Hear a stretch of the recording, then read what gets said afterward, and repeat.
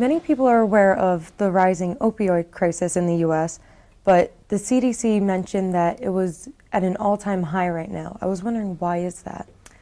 I think there's a lot of reasons. Actually, for adolescents, substance use has been going down over the last 10 years. So we've seen decreases in alcohol use, we've seen decreases in tobacco use, marijuana has stayed fairly stable, and heroin use and prescription drug use has all stayed relatively stable and relatively low.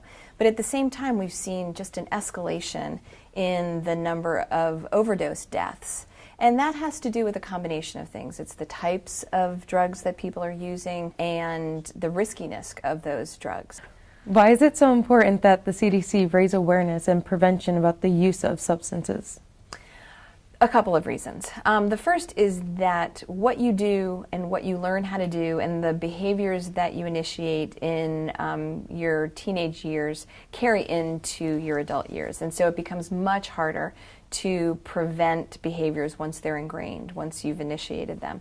And so we find that preventing behaviors, risk behaviors early leads into a healthier adulthood. The second reason that we focus on substance use is because substance use is intertwined with other difficult risk behaviors. And so it is the case that particularly high-risk substance use, like injection drug use and illicit drug use and non-medical use of prescription drugs, is tied with violence, is tied with mental health, is tied with sexual risk behaviors. And so all of those things cluster together. And so, those clusters of behaviors can pose real risk for kids' health, both during adolescence and then into adulthood. And so we really want to focus on those very high-risk behaviors so that we can make sure that kids get into adulthood in a healthy way. A number of years ago, CDC started to notice that there were increased numbers of deaths due to overdoses. So we track all of the reasons that people die. And we monitor that. And so that led us to start to investigate why. And we started to see that those deaths were due to increased use of prescription pain medications, and that people were becoming addicted to opioid pain medications, and we were seeing that increase. And then I think we've seen that the numbers of deaths escalate in the last couple of years due to increases in use of heroin, and then with the addition of things like fentanyl, which make those drugs so much more dangerous and make it more likely that people will overdose. You mentioned that the use of alcohol, marijuana, and stuff like that are pretty stable right now. Would you happen to know the numbers for how high they are right now? So for non-medical use of prescription drugs, which often means opioids, but could also mean amphetamines or kids using each other's medications, that's at about 17% in 2015. And very low proportions of kids use heroin or injection drugs. So heroin use is at about 2%, and injection of illegal drugs is at just under 2% at 1.8%. So again, quite low. At the same time, those are all incredibly risky substances to use. And so for any level of heroin use among high school students is not where we want to be, and we need to work on that. Do you think there are many external forces that could be causing adolescents to lean towards drugs like that? Obviously, there are. So, in the same way that that adult opioid use can be triggered, for instance, by addiction to prescribed medications that are given as a result of an injury or some surgery, the same thing can happen to kids. So you get your wisdom teeth out and you are prescribed an opioid painkiller. That can be a gateway toward becoming addicted, and it's the same thing for adults. And then there are likely some risk factors. There may be some genetic factors, there may be some environmental factors that lead people to start using substances as a way to cope. I think it's probably very similar in adolescence as it is in adulthood.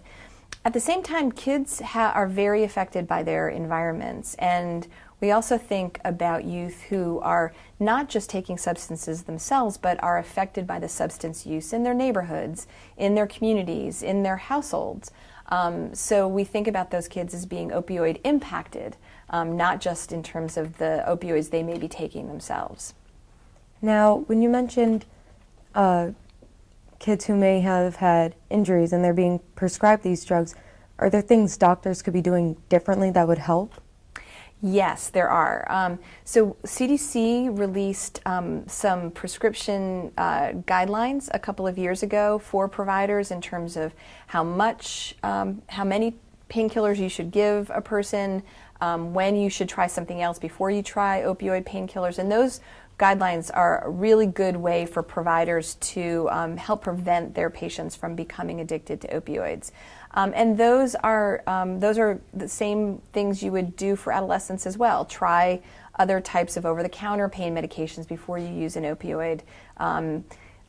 Lots of kids get their wisdom teeth out. Do they really need 30 days worth of a painkiller, or can they try something over the counter or not, or get painkillers for a couple of days?